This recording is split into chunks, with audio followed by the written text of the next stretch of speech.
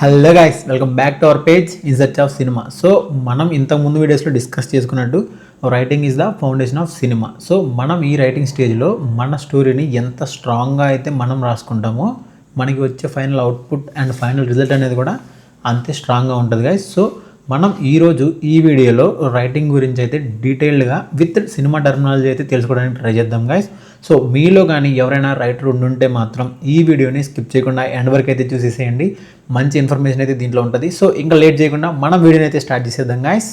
So firstly మన ఈ writing క్రాఫ్ట్లో 3 major pillars వచ్చేసి story, screen play and dialogues. So ఈ మూడింటి మీద యాజ్ ఏ రైటర్గా నాలెడ్జ్ ఉండడం అనేది చాలా చాలా ఇంపార్టెంట్ గైస్. సో మనం వీటిలో ఫస్ట్ అయితే స్టోరీ గురించి అయితే తెలుసుకుందాం. ఈ స్టోరీ అనేది నీ మెయిన్ ఐడియా ఏంటి, సో కోర్ ఐడియా వచ్చేసి ఏంటి అనేది అయితే రాసుకోవాలి. అండ్ నువ్వు ఆడియన్స్కి ఏం చెప్పాలనుకుంటున్నావు అనేది డీటెయిల్గా రాసుకోవాలి. లైక్ నీ స్టోరీలో ఉండే క్యారెక్టర్స్ ఏంటి, వాటి యొక్క జర్నీ ఏంటి, ఆ జర్నీలో ఆ క్యారెక్టర్స్ ఫేస్ చేసే కాన్ఫ్లిక్ట్స్ ఏంటి, అండ్ ఫైనల్గా ఆ కాన్ఫ్లిక్ట్స్ ఎలా రిజాల్వ్ అయ్యాయి. ఈ టోటల్ ప్రాసెస్ని యాజ్ ఏ స్టోరీగా మనమైతే ఫస్ట్ రాసుకోవాలి. అండ్ నెక్స్ట్ వచ్చేసి స్క్రీన్ ప్లే. సో ఈ స్క్రీన్ ప్లేలో మనం మేజర్గా చేయాల్సింది ఏంటంటే మనం రాసుకున్న స్టోరీ ఏదైతే ఉందో ఆ స్టోరీ యొక్క జర్నీకి సంబంధించి డిఫరెంట్ క్యారెక్టర్స్ మధ్య సీన్స్ని క్రియేట్ చేయాలి. అండ్ సీన్స్ని క్రియేట్ చేసిన తర్వాత మనం ఆడియన్స్కి ఎలా చూపిస్తే మన స్టోరీ అనేది ఈజీగా కన్వే అవుద్ది అండ్ ఈజీగా అర్థమవుద్ది అనేదే ఈ స్క్రీన్ ప్లే గైస్. సో మీరు రాసుకున్న స్టోరీస్ని ఆడియన్స్కి అర్థమయ్యేలాగా సీన్ బై సీన్ చూపించడం కూడా అంతే ఇంపార్టెంట్ గైస్. సో మనం ఈ స్క్రీన్ ప్లే మీద కూడా చాలా వర్క్ చేయాల్సి ఉంటుంది. అండ్ దెన్ ఫైనల్లీ వచ్చేసి డైలాగ్స్. సో ఎప్పుడైతే మనము ఒక స్టోరీ రాసి అండ్ దాన్ని ఒక సీన్స్గా డివైడ్ చేస్తామో ఆ సీన్స్లో ఉండే డిఫరెంట్ క్యారెక్టర్స్ మధ్య ఒక క్యారెక్టర్ ఇంకొక క్యారెక్టర్తో మాట్లాడుతున్నప్పుడు మనమే మాట్లాడుతున్నామా, ఓకే మన పక్కన వాళ్ళు మనతో మాట్లాడుతున్నారా అని ఆడియన్స్ ఫీల్ అయ్యేలాగా మనం వాళ్ళ కాన్వర్జేషన్ అయితే ఎప్పుడైతే రాయగలుగుతామో అవే డైలాగ్స్ గైస్. సో ఈ డైలాగ్స్ అనేవి ఎంత డీప్గా రాయగలిగితే, ఆడియన్స్ ఎంత మంచిగా రిసీవ్ చేసుకోగలిగితే మన ఈ స్టోరీ అనేది కూడా అంత ఈజీగా కన్వే అవుతుంది. సో ఫస్ట్ నువ్వు ఎప్పుడైతే ఈ 3 విషయాల్లో క్లారిటీగా ఉంటావో, యాజ్ ఏ రైటర్గా నువ్వు క్లారిటీగా ఉంటావో వచ్చే అవుట్పుట్ అనేది అండ్ ఆడియన్స్కి రీచ్ అవ్వడం అనేది కూడా అంతే ఈజీగా ఉంటుంది. ఇంకా మిమ్మల్ని హ్యాపీ ఎవడు ఉండడు. సో మీరు చేయాల్సింది ఏంటంటే ఈ 3 గురించి అయితే డీటెయిల్గా తెలుసుకోవాలి. అండ్ ఏది ఎప్పుడు ఎక్కడ యూజ్ అవుతుంది అనేది కూడా యాజ్ ఏ రైటర్గా మీరు తెలుసుకోవడం చాలా ఫస్ట్ ఆఫ్ ఆల్ మీ రోల్ ఏంటి అనేది అయితే తెలుసుకోవడం చాలా ఇంపార్టెంట్. నువ్వు స్టోరీ రైటరా ఆర్ స్క్రీన్ ప్లే రైటరా అండ్ డైలాగ్ రైటరా. సో ఇలా నీ రోల్ ఏంటి, నువ్వు దేంట్లో బెస్ట్ అనేది నువ్వు తెలుసుకోగలిగితే చాలా ఈజీగా ఉంటుంది.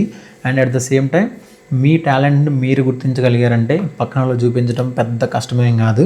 సో ఫస్ట్ అయితే మీరు దేంట్లో బెస్ట్లో తెలుసుకోవడానికి ట్రై చేయండి. నెక్స్ట్ సో వీటిలో ఇంకోటి వచ్చేసి స్క్రిప్ట్ డాక్టర్ గైస్. ఇది చాలామంది తెలియదు. ఈ స్క్రిప్ట్ డాక్టర్ అంటే మనలో చాలామంది రైటర్స్ ఉంటారు.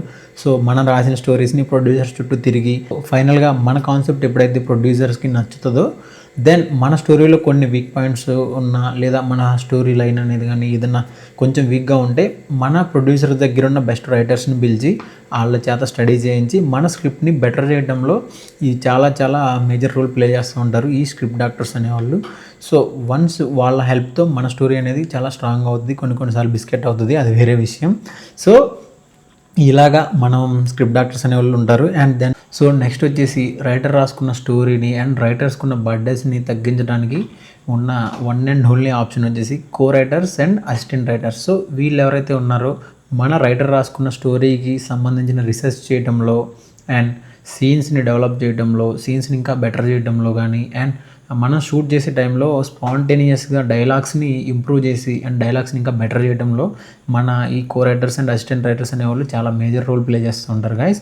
సో నెక్స్ట్ వచ్చేసి లిరిక్ రైటర్ గైస్. ఈ లిరిక్స్ రైటర్స్ అనేవాళ్ళు మన స్టోరీకి తగ్గట్టు మంచి సిచ్యువేషనల్ సాంగ్స్ రాయడంలో అండ్ మన స్టోరీని ఆడియన్స్కి చాలా దగ్గరగా తీసుకెళ్ళడంలో వీళ్ళైతే మేజర్ రోల్ ప్లే చేస్తూ ఉంటారు గైస్. సో సాంగ్స్ ద్వారా హిట్ అయిన మూవీస్ మనకి చాలా ఉన్నాయి.